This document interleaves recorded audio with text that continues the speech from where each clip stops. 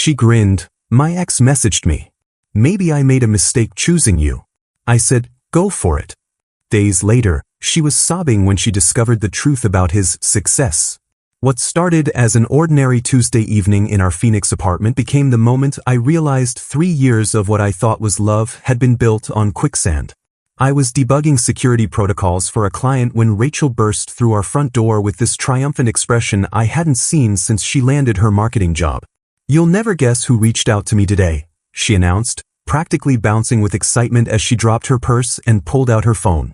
I looked up from my laptop, expecting news about a promotion or maybe plans with her sister. Instead, she thrust her screen toward me, showing Instagram messages from someone named Trevor Walsh. The name meant nothing to me, but Rachel's face was glowing like she'd won the lottery. Trevor from college, she explained, as if that clarified everything. Remember, I told you about him? We dated senior year before he moved to Silicon Valley. I vaguely remembered her mentioning some ex-boyfriend who'd chased tech dreams in California, but she'd never seemed particularly nostalgic about him. Now she was scrolling through his profile with the focus of someone studying for finals.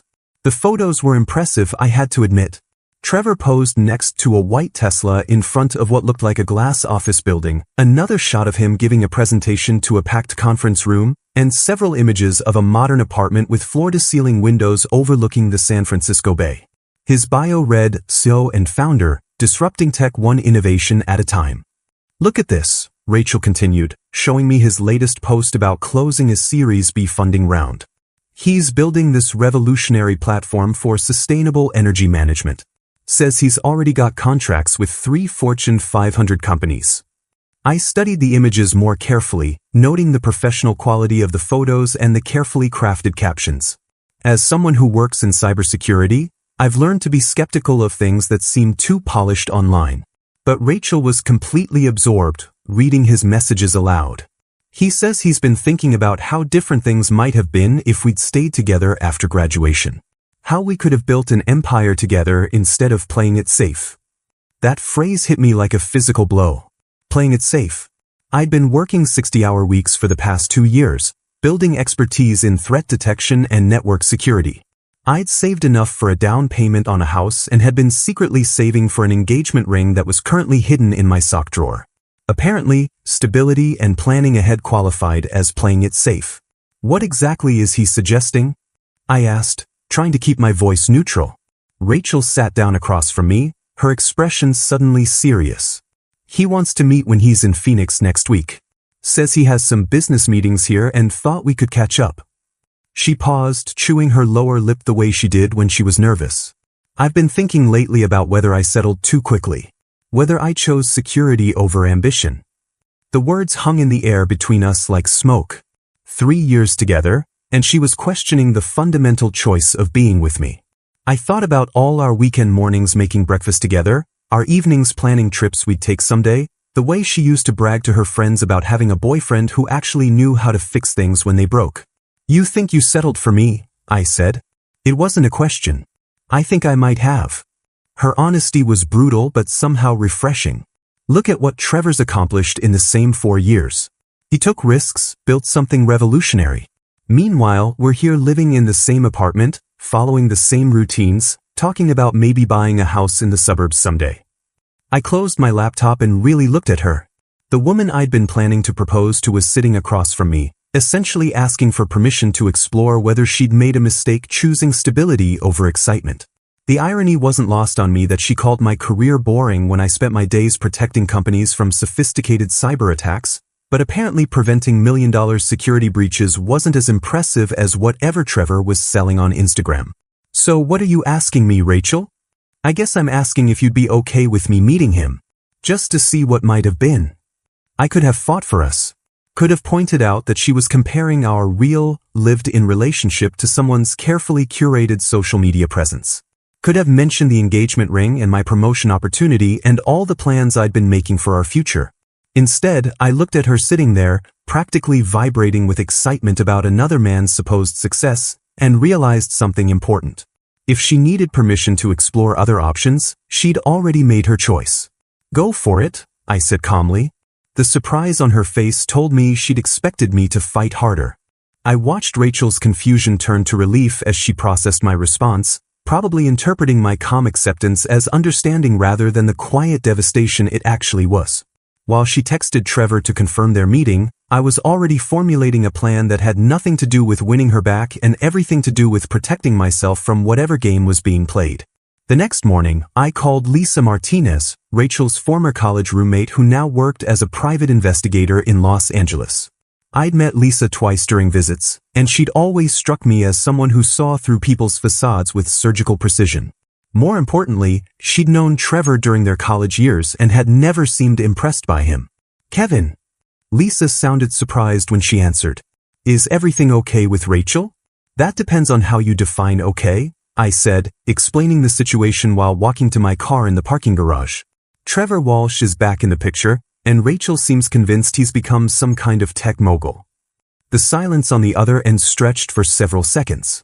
"Trevor Walsh," Lisa repeated slowly. "Tall guy, brown hair, always wore those expensive watches he couldn't afford?" "That sounds right. Why do you ask about the watches?" "Because that was Trevor's whole thing in college. He'd buy convincing knockoffs and let people assume they were real. I always wondered what happened to him after graduation." Lisa agreed to meet me that afternoon at a coffee shop in Scottsdale, claiming she had some information that might interest me. When I arrived, I found her at a corner table with a laptop open and several printed documents spread out. Lisa looked exactly as I remembered, professional and focused, but there was something different about the way she greeted me. More attention, more genuine interest than I'd ever noticed before. "I did some preliminary research after your call," she said, sliding a folder across the table. "Trevor's been busy, but not in the way he's advertising." The documents were fascinating and disturbing. Trevor's supposed Silicon Valley success was entirely fabricated. His office was a WeWork space he rented by the hour for photo shoots. The Tesla belonged to a car-sharing service, and his apartment photos were lifted from various luxury real estate listings. Most damaging of all, Lisa had discovered Trevor had been systematically contacting his college ex-girlfriends over the past 6 months, using identical scripts about business success and missed opportunities. "He's running some kind of con," Lisa explained, showing me screenshots from 3 different women who'd been approached with similar stories. "The question is what he's really after." I studied Lisa as she walked me through her findings, impressed by her thoroughness and analytical approach. She'd built a comprehensive timeline of Trevor's activities, cross-referenced his social media posts with actual business filings, and even verified that his supposed company didn't exist in any corporate database. "This level of investigation," I said, genuinely impressed. "How long did this take you?" "About 4 hours. Your call made me curious, and I hate seeing good people get manipulated." The way she said "good people" while looking directly at me sent an unexpected warmth through my chest. We spent another hour discussing Trevor's likely motivations and potential next moves. Lisa suggested we document everything carefully, both for Rachel's protection and in case Trevor's activities crossed into illegal territory. As we prepared to leave, Lisa casually snapped a photo of us at the table, mentioning she wanted to remember the productive meeting. "Mind if I post this?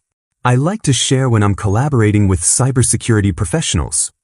I agreed, thinking nothing of it. 20 minutes later, my phone exploded with calls from Rachel. "Why are you meeting with Lisa behind my back?" she demanded when I finally answered. "What are you trying to prove? Are you having me investigated?"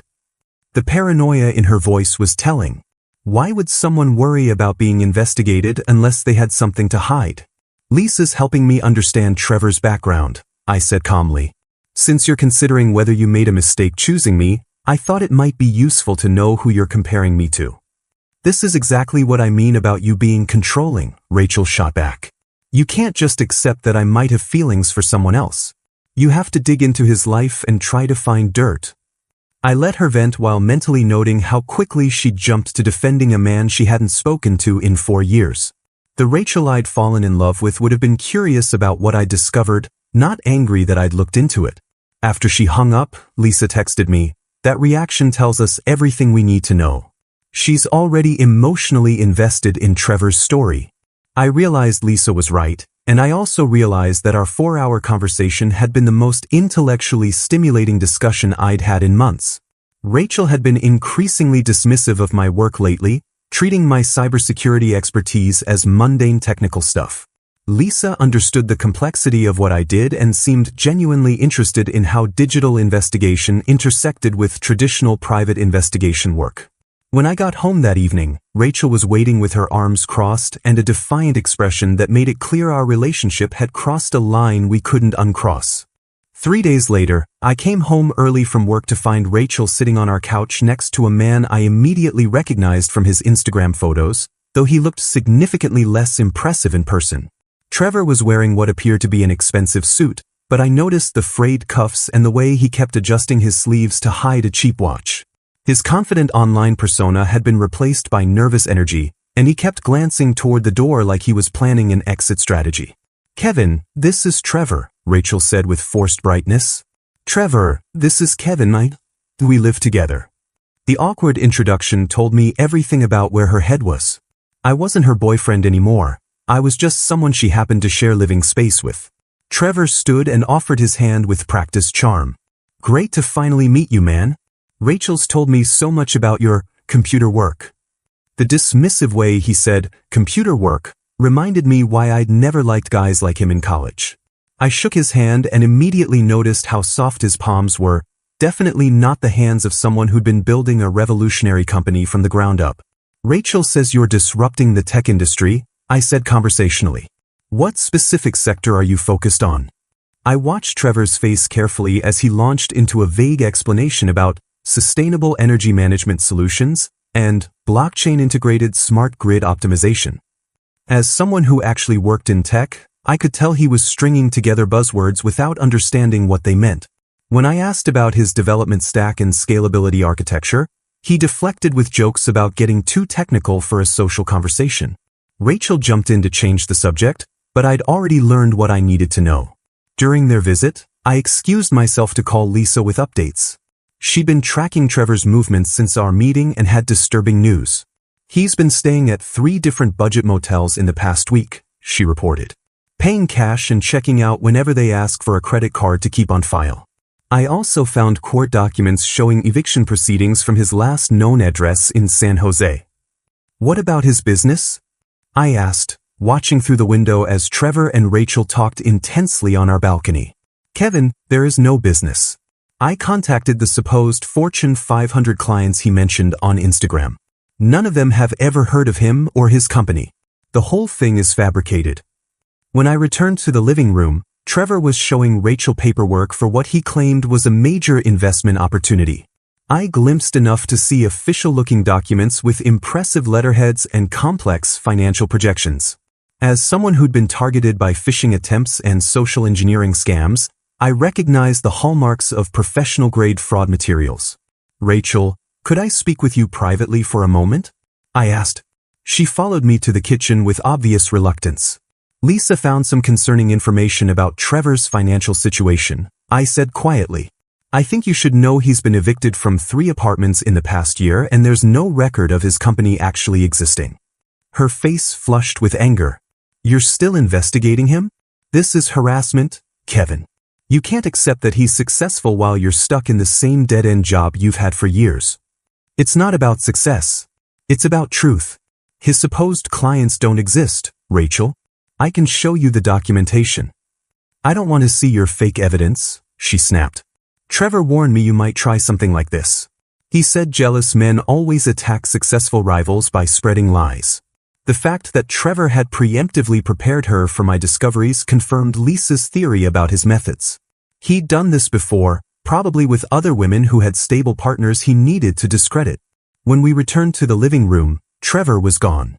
Rachel explained he'd stepped out to take an important business call, but his nervous energy before leaving suggested he'd overheard enough of our conversation to realize his cover was blown. An hour later, Rachel's phone rang. Trevor's voice was loud enough for me to hear as he explained that his rental car had been temporarily repossessed due to a paperwork issue, and asked if Rachel could pick him up from a gas station across town. "What kind of successful CEO gets his rental car repossessed?" I asked after she hung up.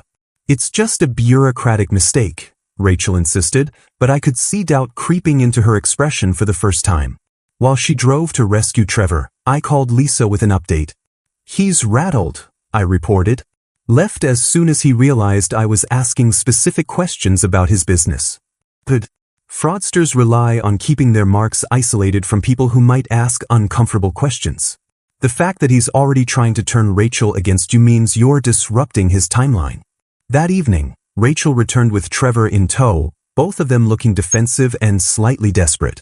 Trevor had abandoned his smooth charm and was now playing the victim, claiming I was harassing him because I couldn't handle Rachel's success. Some men can't stand to see their women with real entrepreneurs, he said, directing his comments to Rachel while avoiding eye contact with me. They'll do anything to sabotage genuine opportunities. I pulled out my laptop and showed them both the incorporation records Lisa had obtained. Trevor's supposed company didn't exist in California, Delaware, or any other state. His business address was a UPS store, and his phone number was registered to a burner phone service. There are explanations for all of this, Trevor insisted, but his voice lacked conviction. I use privacy services to protect my intellectual property.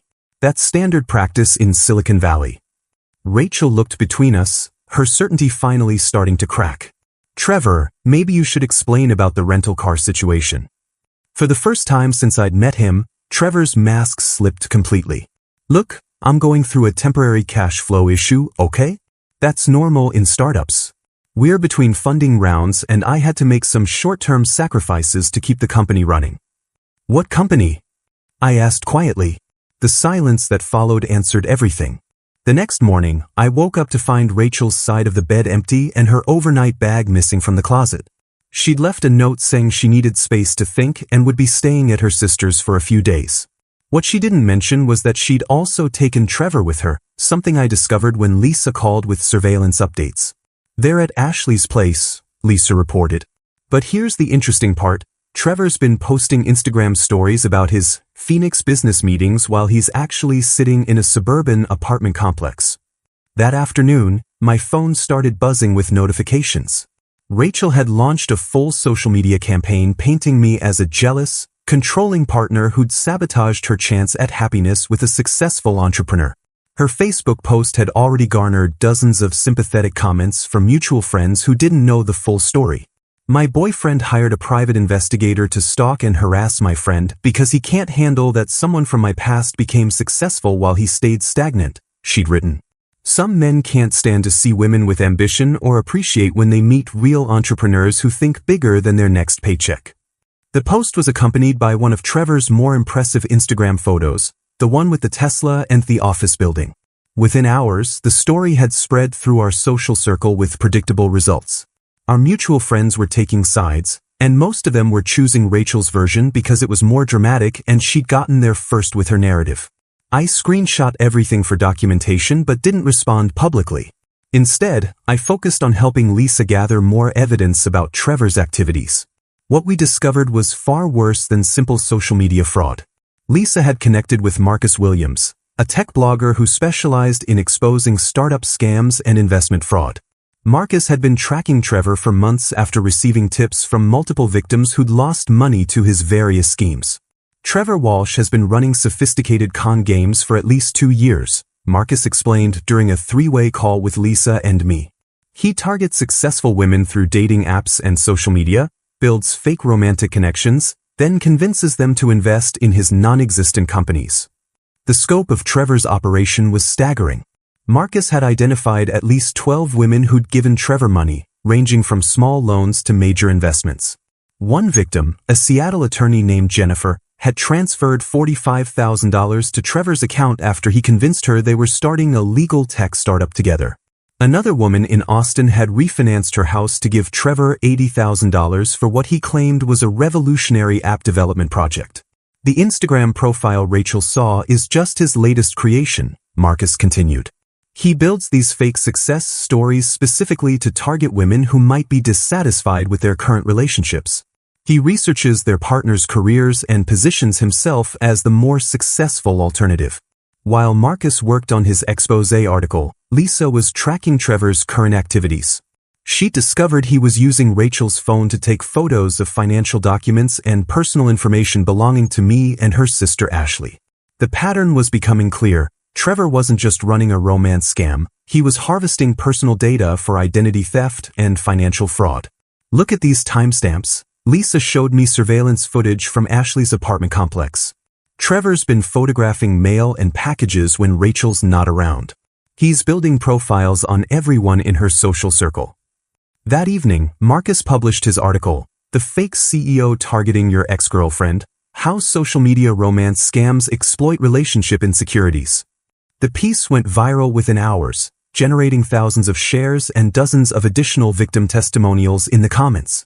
Trevor's carefully constructed Instagram presence collapsed as people began reporting his posts for fraud and sharing Marcus's investigation. Rachel called me that night, furious and defensive. "Your blogger friend is spreading lies about Trevor online," she accused. "He's getting death threats because of this article. You've destroyed an innocent man's reputation."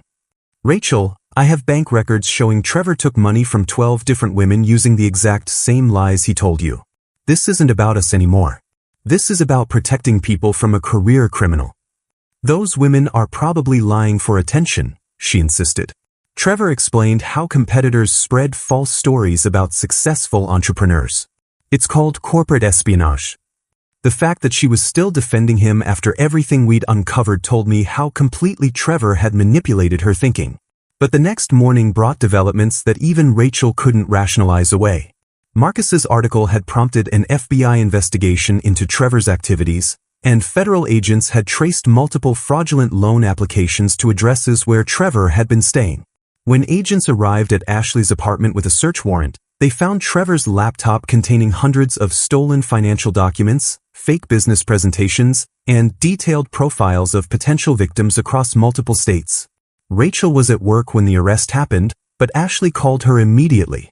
"Rachel, you need to come home right now," Ashley said in a voicemail I later heard. "Trevor's been arrested by federal agents. They found stolen identities and fake documents in his backpack. What the hell did you bring into my house?" That afternoon, local news stations picked up the story. Trevor's mugshot appeared on television alongside headlines about romance scammer targeting Phoenix women. The contrast between his confident Instagram photos and his defeated expression in custody was striking enough that the story gained national attention as an example of social media manipulation and romance fraud. Marcus called me with updates throughout the day. Trevor's been charged with wire fraud, identity theft, and conspiracy to commit financial crimes across state lines. The FBI found evidence connecting him to romance scams in 6 different states over the past 3 years. When Rachel finally came home that evening, she looked like someone who'd aged 5 years in one day. The confident woman who'd been defending Trevor's honor just hours earlier had been replaced by someone who clearly understood she'd been played by a professional manipulator. "I need to know everything," she said quietly, sitting across from me at our kitchen table.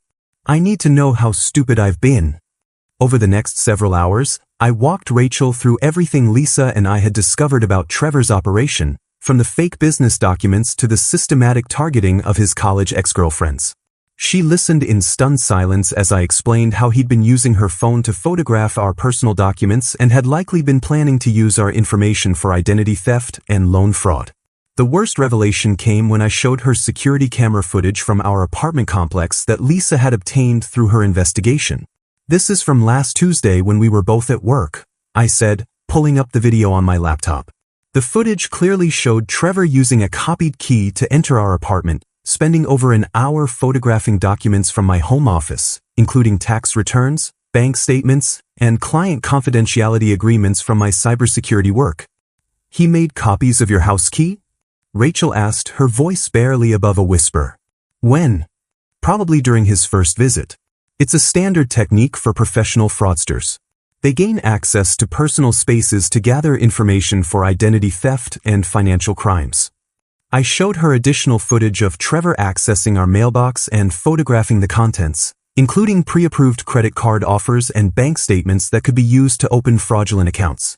The systematic nature of his data collection was chilling, especially knowing he'd been doing this while pretending to reconnect romantically with Rachel.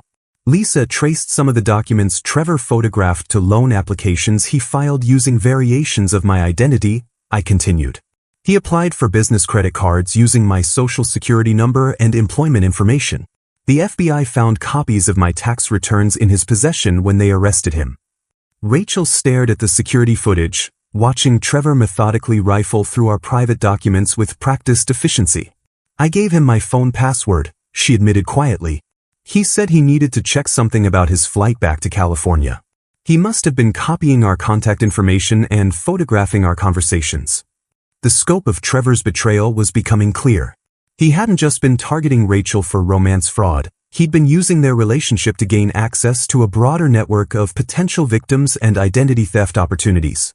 Lisa's investigation had revealed that Trevor had been building detailed profiles on Rachel's entire social circle, including her sister Ashley, her co-workers, and several of our mutual friends. Ashley's been getting strange calls, Rachel said suddenly. Credit card companies asking about applications she never filed. Trevor was in her apartment for 3 days. He had access to all her personal information too. The federal investigation was uncovering the full extent of Trevor's criminal enterprise. FBI agents had found evidence that he'd been using stolen identities to create fake business entities and apply for government grants meant for minority-owned startups. His laptop contained over 200 stolen identity profiles, fake business presentations for non-existent companies, and detailed plans for targeting specific demographics through social media manipulation. The agents said he was part of a larger network, Rachel reported after speaking with investigators. They think he was feeding stolen information to other criminals who specialized in different types of fraud. It wasn't just romance scams. It was a sophisticated operation. Marcus Williams published a follow-up article detailing the criminal network Trevor had been connected to, including connections to overseas cybercriminal organizations that specialized in identity theft and financial fraud. The story revealed that Trevor's fake CEO persona had been just one part of a larger scheme to infiltrate professional networks and harvest personal information for criminal purposes. Trevor's arrest has led to investigations in multiple states, Marcus explained during another call with Lisa and me. The FBI believes his network may have stolen identities from hundreds of people over the past 3 years. Your girlfriend inadvertently helped investigators identify patterns they've been tracking across different jurisdictions. The personal cost of Rachel's involvement became apparent when she was called in for additional FBI interviews. Agents needed to understand how Trevor had gained access to our personal information and whether Rachel had knowingly participated in any of his criminal activities. The investigation revealed that Trevor had been using Rachel's social media accounts to research potential victims and had accessed her email to gather information about her professional contacts. They asked me if I knew Trevor was photographing documents, Rachel told me after her second FBI interview. They showed me pictures he'd taken of confidential files from your work. Kevin, he photographed everything in your home office. Client contracts, security protocols, network diagrams. They think he was planning to sell corporate information to competitors or use it for ransomware attacks. The realization that Trevor had potentially compromised my client's cybersecurity through Rachel's unwitting assistance was devastating. I immediately notified my employer and began working with our security team to assess potential data breaches and notify affected clients. The investigation revealed that Trevor had been specifically targeting cybersecurity professionals because their access to sensitive corporate information made them valuable sources for criminal networks. Your ex-boyfriend wasn't just running romance scams, my boss explained during an emergency security briefing. He was conducting corporate espionage. The information he photographed from your home office could have been used to target our clients with sophisticated cyber attacks. Rachel broke down completely when she realized the full scope of what she'd enabled. I thought you were jealous, she sobbed. I thought you couldn't handle that he was more successful than you. I defended him while he was stealing from us and planning to destroy your career. The woman who'd been questioning our relationship just weeks earlier was now faced with the reality that her judgment had nearly destroyed both of our lives. But the damage was already done.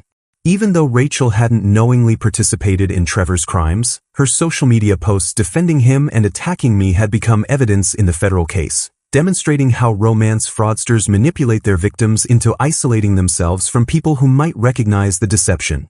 2 weeks after Trevor's arrest, I was called into an emergency meeting with my company's executive team and legal counsel. Rachel had been desperately trying to repair our relationship, bringing me coffee every morning and apologizing constantly for her role in the security breach, but the professional consequences of her actions were just beginning. Kevin, we need to discuss the potential impact of your personal situation on our client relationships, my boss Sarah Chen explained, her expression serious.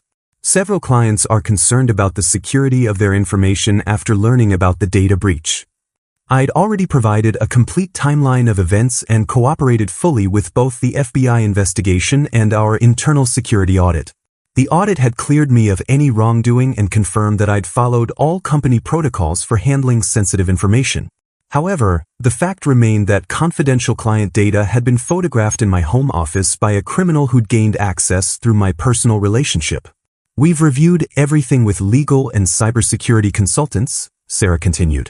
You're not at fault for what happened, but we need to address client concerns about information security. Some are requesting that their accounts be transferred to other analysts. The irony was brutal. My career in cybersecurity, built on protecting organizations from exactly these kinds of threats, was being damaged by a security breach that had occurred in my own home through my girlfriend's relationship with a criminal. 3 of my major clients had already requested account transfers, representing nearly 40% of my annual commission income. Meanwhile, Rachel was facing her own professional crisis. Her employer, a mid-sized marketing agency, had conducted their own investigation after learning about the FBI case. They discovered that Rachel had been photographing confidential client materials and sharing them with Trevor, believing she was helping him understand marketing industry trends for his supposed business ventures. They fired me yesterday, Rachel confided during one of our increasingly tense conversations. HR said I violated multiple confidentiality agreements and potentially exposed client trade secrets to corporate espionage. They're considering legal action to recover damages. The marketing materials Rachel had shared with Trevor included campaign strategies, client contact lists, and competitive analysis reports that could have been valuable to the criminal network Trevor was connected to. Her employer was now facing potential lawsuits from clients who'd had their proprietary information compromised through Rachel's actions. Kevin, I know this is all my fault, Rachel said, sitting on our couch where Trevor had first shown her his fake investment documents. I know I ruined everything. But maybe we can rebuild from this. Maybe this experience taught us something about trust and communication. I looked at her, this woman who'd spent weeks questioning whether she'd settled for me, who defended a criminal while attacking my credibility, who'd unknowingly participated in crimes that had damaged both of our careers. The engagement ring was still hidden in my sock drawer, but the person I'd planned to propose to no longer existed. Rachel, you didn't just make a mistake, I said carefully. You made a series of choices that showed me exactly how you see me and our relationship. When Trevor appeared with his fake success story, you immediately decided I wasn't good enough. I was confused, she protested. He manipulated me into thinking things I didn't really believe. You believed them because part of you wanted them to be true. You wanted to believe that I was holding you back, that you deserved something more exciting than what we had built together. The conversation revealed something that went deeper than Trevor's manipulation.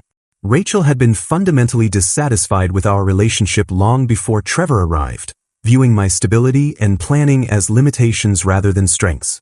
Trevor had simply provided her with permission to express feelings she'd been harboring for months.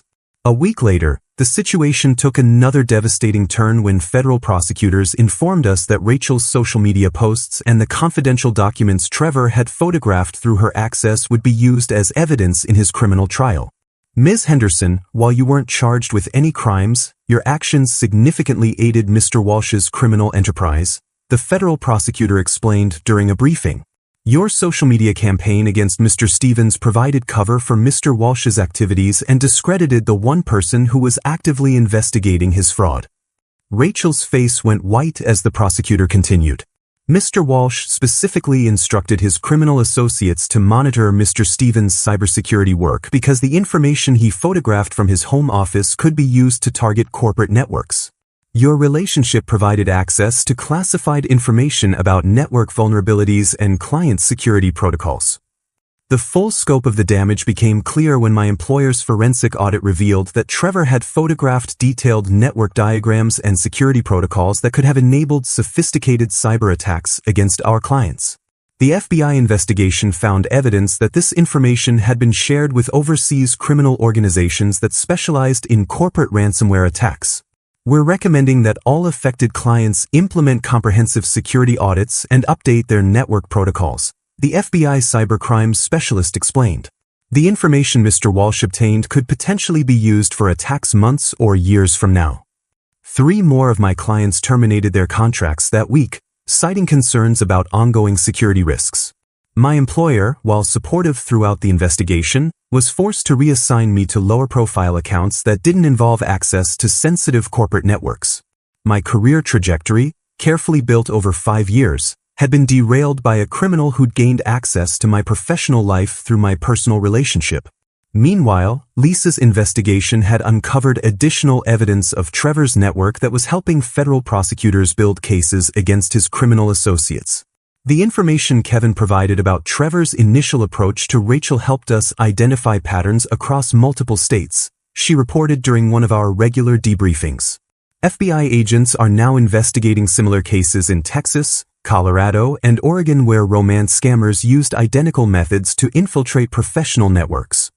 What had started as a simple investigation into my girlfriend's ex-boyfriend had uncovered a sophisticated criminal enterprise that used romance fraud as a cover for corporate espionage and identity theft. The case was becoming a landmark investigation that would change how federal agencies approached cybercrime networks that targeted personal relationships to gain access to professional information. 8 months later, I was standing in the conference room of Phoenix Cybersecurity Solutions, the consulting firm Lisa and I had launched together after both of our lives had been turned upside down by Trevor's criminal network. Our company specialized in helping fraud victims recover their stolen assets and assisting organizations in implementing security protocols to prevent romance-based corporate espionage. The irony wasn't lost on me that being victimized by a sophisticated criminal had ultimately led to the most fulfilling work of my career. "The Morrison Industries case is complete," Lisa announced to our team of 6 investigators and cybersecurity specialists. "We recovered $280,000 in stolen funds and helped them identify the security vulnerabilities that enabled the initial breach. Our success rate was impressive because we understood both the technical and psychological aspects of these crimes. I brought expertise in network security and digital forensics, while Lisa contributed her investigative skills and deep understanding of social manipulation tactics. Together, we developed innovative approaches to tracking cybercriminals who used personal relationships to infiltrate corporate networks. The demand for our services had grown rapidly as more organizations realized how vulnerable they were to romance-based espionage. We'd consulted with companies across 12 states, helping them implement policies that protected employees' personal information while maintaining appropriate work-life boundaries. My career had not only recovered from the Trevor incident but had expanded into something more meaningful and lucrative than my previous corporate position.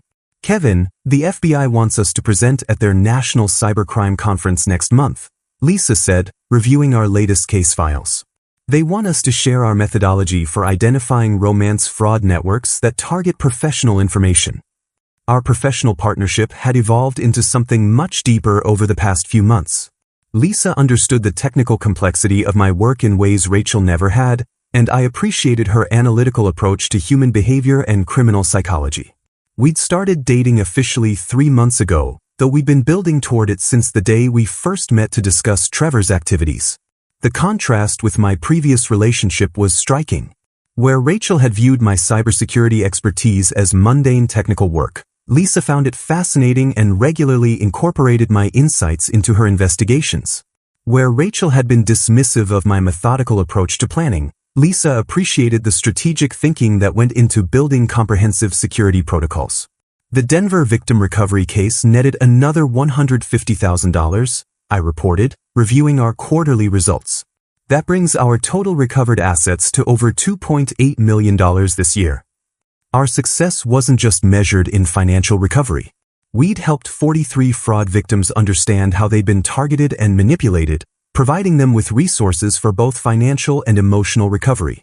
Many of our clients had become advocates who helped other victims recognize similar scams. Meanwhile, Trevor's criminal trial had concluded with a conviction on multiple federal charges. He'd been sentenced to 5 years in federal prison after pleading guilty to wire fraud, identity theft, conspiracy to commit cybercrime, and violations of the Computer Fraud and Abuse Act. The evidence Rachel's inadvertent cooperation had provided was crucial to securing convictions against 3 members of his criminal network. Marcus Williams wants to interview us for his new book about corporate espionage, Lisa mentioned, referring to the tech journalist whose initial investigation had exposed Trevor's fraud network. He says our case study about romance fraud targeting cybersecurity professionals is becoming required reading at FBI training programs. Rachel's life had taken a dramatically different trajectory. After being fired from her marketing position, she'd struggled to find equivalent work due to the confidentiality violations on her record. She'd eventually taken a retail job at a department store in Tempe, working for hourly wages that barely covered her basic expenses. Her sister Ashley had asked her to move out after learning about the identity theft attempts that had originated from Trevor's access to her apartment, leaving Rachel to find a small studio apartment she could barely afford. The civil lawsuits from Trevor's fraud victims had been more devastating than his criminal conviction. Rachel was named as a defendant in multiple cases because her social media posts had provided credibility to Trevor's fake business persona, helping him defraud additional victims after his Phoenix visit. While courts ultimately determined she'd been manipulated rather than complicit, the legal fees and settlements had consumed her savings and damaged her credit rating. She applied for a job here last month, Lisa told me one evening as we reviewed applications for a new administrative position. HR forwarded her resume with a note about the connection to our founding case. I read through Rachel's application materials, noting how she tried to position her experience with Trevor's fraud network as relevant qualifications for helping other victims. The irony was that she'd learned valuable lessons about manipulation and deception, but those lessons had come at the cost of enabling crimes against dozens of innocent people. What do you think? Lisa asked, though her expression suggested she already knew my answer. I think she needs to rebuild her life somewhere that isn't connected to the damage she helped cause, I replied. She's not a criminal, but she's also not someone I trust to work with vulnerable fraud victims. 6 months later, Lisa and I announced our engagement at the annual Phoenix Business Security Conference, where we were keynote speakers discussing the intersection of personal relationships and corporate cybersecurity. The engagement ring I'd originally bought for Rachel had long since been returned, replaced by something chosen specifically for Lisa that reflected our shared interests and values. Building security isn't just about technology, I told the audience of cybersecurity professionals and law enforcement officials. It's about understanding how criminals exploit human vulnerabilities to gain access to technical systems. Personal relationships are increasingly becoming attack vectors for sophisticated fraud networks. Our presentation concluded with case studies showing how romance fraud had evolved from simple financial scams into sophisticated operations targeting corporate networks and professional information. The Trevor case had become a textbook example of how criminals use intimate relationships to bypass traditional security measures. After the conference, Lisa and I drove to the same coffee shop in Scottsdale where we'd first met to investigate Trevor's background. Do you ever wonder what would have happened if Rachel hadn't fallen for Trevor's con? Lisa asked, sipping the same latte she'd ordered during our first meeting. I think about it sometimes, I admitted. But honestly, Trevor just revealed problems that already existed. Rachel was looking for reasons to be dissatisfied with what we'd built together. If it hadn't been Trevor, it would have been someone else eventually. Our success had proven that sometimes the worst betrayals lead to the best outcomes, not because the betrayal was deserved, but because surviving it reveals strengths and possibilities that might never have been discovered otherwise. Rachel had seen my stability and planning as limitations that held her back from something more exciting. Lisa saw those same qualities as strengths that enabled us to build something meaningful together. The difference wasn't in who I was, but in who was looking.